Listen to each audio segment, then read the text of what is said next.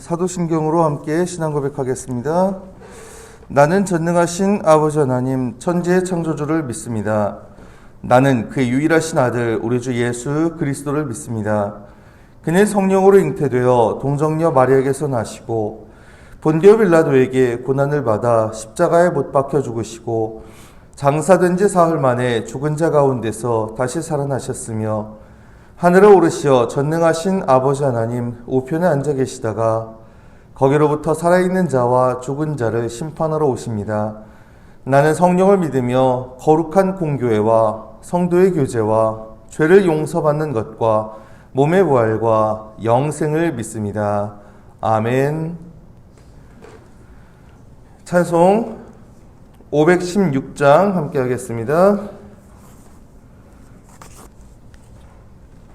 옳은 길 따르라 이의 길을 세계 만민의 참된 길 이 길 따라서 살기를 온 세계에 전하세 만 백성이 나갈 길 어두운 밤 지나고 동 튄다 환한 빛 보아라 저 빛 주 예수의 나라 이 땅에 곧 오겠네 오겠네 주 예수 따르라 승리의 주 세계 만민이 나아갈 길과 진리요 참 생명 내 창검을 부수고 다 따르라 화평왕 어두운 밤 지나고 동 튄다 환한 빛 보아라 저 빛 주 예수의 나라 이 땅에 곧 오겠네 오겠네 놀라운 이 소식 알리어라 세계 만민을 구하려 내 주 예수를 보내신 참 사랑의 하나님 만 백성이 따를 길 어두운 밤 지나고 동 튄다 환한 빛 보아라 저 빛 주 예수의 나라 이 땅에 곧 오겠네 오겠네 고난길 헤치고 찾아온 길 많은 백성을 구한 길 모두 나와서 믿으면 온 백성이 마침내 이 진리에 살겠네 어두운 밤 지나고 동 튄다 환한 빛 보아라 저 빛 주 예수의 나라 이 땅에 곧 오겠네 오겠네 아멘. 아모스 3장 함께 읽겠습니다. 아모스 3장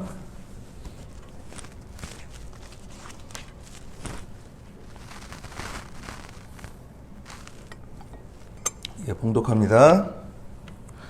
이스라엘 자손들아 여호와께서 너희에 대하여 이르시는 이 말씀을 들으라. 애굽 땅에서 인도하여 올리신 모든 족속에 대하여 이르시기를 내가 땅의 모든 족속 가운데 너희만을 알았나니 그러므로 내가 너희 모든 죄악을 너희에게 보응하리라 하셨나니 두 사람이 뜻이 같지 않은데 어찌 동행하겠으며 사자가 움킨 것이 없는데 어찌 숯불에서 부르짖겠으며 젊은 사자가 잡은 것이 없는데 어찌 굴에서 소리를 내겠느냐 덫을 땅에 놓지 않았는데 새가 어찌 거기에 치이겠으며 잡힌 것이 없는데 덫이 어찌 땅에서 튀겠느냐 성읍에서 나팔이 울리는데 백성이 어찌 두려워하지 아니하겠으며 여호와의 행하심이 없는데 재앙이 어찌 성읍에 임하겠느냐 주 여호와께서는 자기의 비밀을 그 종 선지자들에게 보이지 아니하시고는 결코 행하심이 없으시리라 사자가 부르시전즉 누가 두려워하지 아니하겠느냐? 여호와께서 말씀하신즉 누가 예언하지 아니하겠느냐? 아스돗의 궁궐들과 애굽 땅의 궁궐들에 선포하여 이르기를 너희는 사마리아 산들에 모여 그 성 중에서 얼마나 큰 요란함과 학대함이 있나 보라. 자기 궁궐에서 포악과 겁탈을 쌓는 자들이 바른 일 행할 줄을 모르느니라. 여호와의 말씀이니라. 그러므로 주 여호와께서 이와 같이 말씀하시되 이 땅 사면에 대적이 있어 내 힘을 쇠하게 하며 내 궁궐을 약탈하리라. 여호와께서 이와 같이 말씀하시되 목자가 사자 입에서 양의 두 다리나 귀 조각을 건져냄과 같이 사마리아에서 침상 모서리에나 걸상의 방석에 앉은 이스라엘 자손도 건져냄을 입으리라. 주 여호와 만군의 하나님의 말씀이니라. 너희는 듣고 야곱의 족속에게 증언하라. 내가 이스라엘의 모든 죄를 보응하는 날에 베델의 제단들을 벌하여 그 제단의 뿔들을 꺾어 땅에 떨어뜨리고 겨울 궁과 여름 궁을 치리니 상하 궁들이 파괴되며 큰 궁들이 무너지리라. 여호와의 말씀이니라. 아멘. 사순절 특별 새벽 기도의 셋째 날입니다. 오늘도 주님 앞에 나와서 기도함으로 하루 시작하시는 여러분께 주님의 은혜가 가득히 임하시길 간절히 바랍니다. 아멘. 2장에서요, 유다와 이스라엘 택하신 민족 전체에게 심판을 선포를 했었죠. 자, 그리고 3장에 와서는 더 분명하게 이제 경고를 합니다. 가장 먼저요, 하나님이 그들에게 베푸신 은혜와 축복을 다시금 상기케 하시죠. 자, 1절을 보면 말합니다. 이스라엘 자손들아, 여호와께서 너희에게 대하여 이르시는 이 말씀을 들으라. 애굽 땅에서 인도하여 올리신 모든 족속에 대하여 이르시기를. 애굽 땅에서 인도하여 내신 모든 족속, 뭐 유다든 이스라엘이든 다 마찬가지로. 자, 그러면서 하나님이 크신 팔로 이집트 종살이에서 구출해 주신 그 사건을 다시금 언급하는 겁니다. 2절 말합니다. 내가 땅의 모든 족속 가운데 너희만을 알았나니 그러므로 내가 너희 모든 죄악을 너희에게 보응하리라 하셨나니. 땅의 모든 족속 중에서 내가 너희만을 알았다. 하나님이 특별히 택하신 백성이라는 겁니다. 어쩌면 이 말 듣고 기대감이 조금 생겼을지도 몰라요. 야, 너희는 내가 택한 백성이니 한 번만 봐준다, 이렇게 될 것 같잖아요. 근데 그게 아니에요, 전혀. 그러므로 내가 너희 모든 죄악을 너희에게 보응하리라. 하나님의 백성으로서 특권을 기대했던, 그걸 믿었던 사람들로서는 아주 청천벽력 같은 이야기였을지 모르겠습니다. 하나님은요, 이스라엘을 하나님의 백성으로 삼아 주셨어요. 그건 특권 맞습니다. 근데 이 특권은 반드시 권리에는 책임이 따르잖아요. 그 특권에 합당하게 행하지 못했을 때는 거기에 대한 책임도 져야 되는 겁니다. 그래서 많이 맡은 자에겐 많이 달라고 하시는 거, 이게 아모스의 핵심 메시지거든요. 여러분, 우리는 세상에서 부름받아서 그 주의 자녀가 됐습니다. 하나님의 백성들이 됐습니다. 그럼 엄청난 은혜입니다. 특권입니다. 그러면 그만큼 그에 합당하게 행해야겠죠.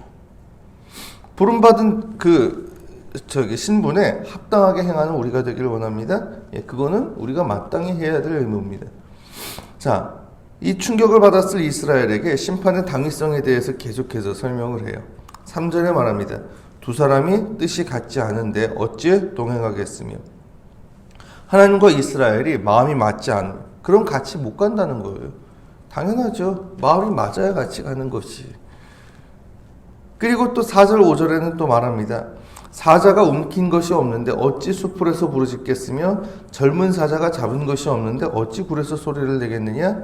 덫을 땅에 놓지 않았는데 새가 어찌 치이겠으며 잡힌 것이 없는데 덫이 어찌 땅에서 튀겠느냐.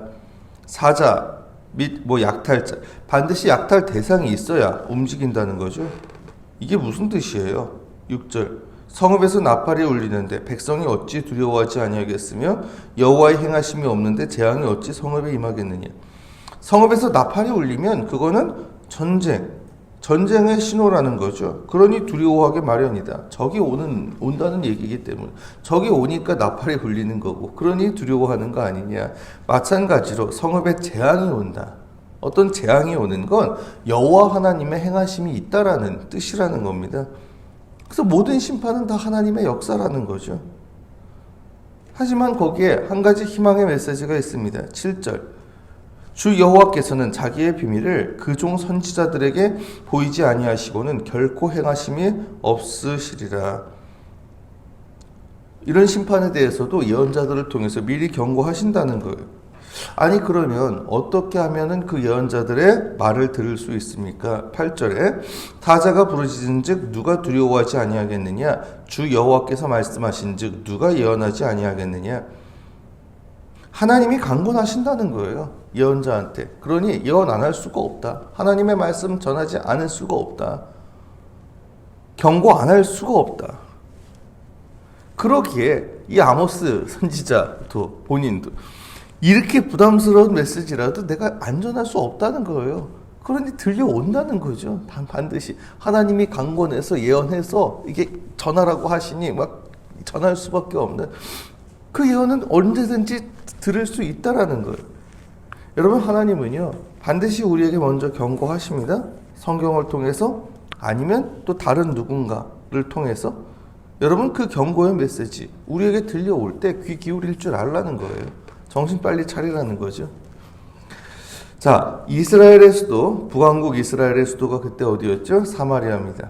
이 사마리아에 내릴 심판에 대해서 다시금 또 언급을 하세요. 9절부터 15절까지에 걸쳐서 먼저 9절에 말합니다. 아스돗의 궁궐들과 애굽 땅의 궁궐들에 선포하여 이르기를 너희는 사마리아 산들에 모여 그 성 중에서 얼마나 큰 요란함과 학대함이 있나 보라. 아스돗, 애굽.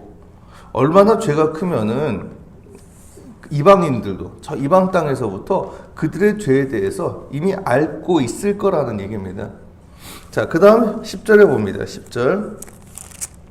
자기 궁궐에서 포악과 겁탈을 쌓는 자들이 바른 일 행할 줄을 모르느니라 여호와의 말씀이니라. 그 제목이 뭐예요? 포악과 겁탈, 그리고 바른 일 행할 줄을 모른다. 그러니 어떻게 된다고요? 11절 12절. 그러므로 주 여호와께서 이와 같이 말씀하시되 이 땅 사면에 대적이 있어 내 힘을 쇠하게 하며 내 궁궐을 약탈하리라. 이 땅 사면에 대적이 있어서 그래서 너희가 약탈을 당할 것이다. 또 12절 여호와께서 이와 같이 말씀하시되 목자가 사자 입에서 양의 두 다리나 귀 조각을 건져냄과 같이 사마리아에서 침상 모서리에나 걸상의 방석에 앉은 이스라엘 자손도 건져냄을 입으리라. 완전한 멸절을 이야기하시는 거죠. 목자가 사자 입에서 양의 두 다리나 귀 조각, 이 무슨 얘기예요? 생명은 이미 이게 몸통은 다 죽었어요. 그 다 죽고 지금 두 다리나 귀 조각을 건지는 것 같이 사마리아에서 뭐가 남는다고요? 침상의 모서리나 걸상의 방석.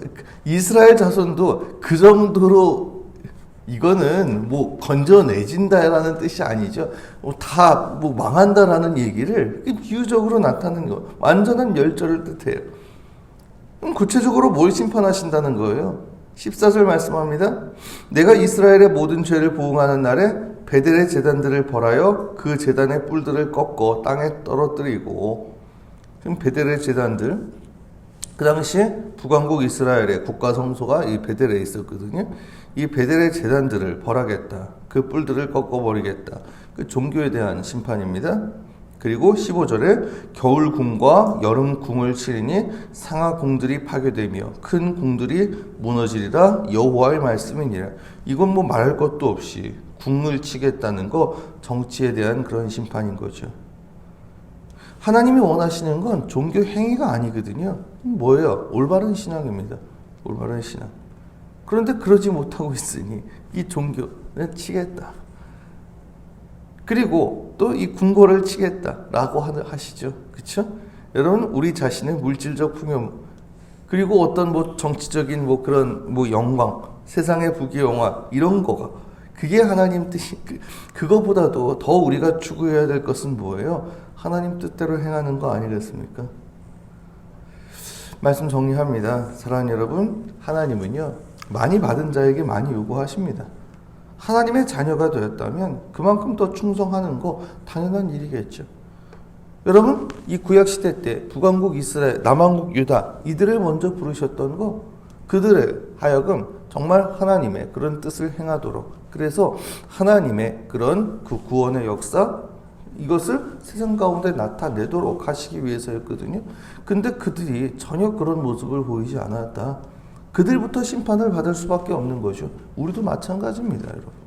우리를 부르신 것 바로 하나님이 세상 가운데에서 하나님의 뜻을 우리를 통해서 이루시겠다, 나타내시겠다 이거거든요. 거기 충실해야죠.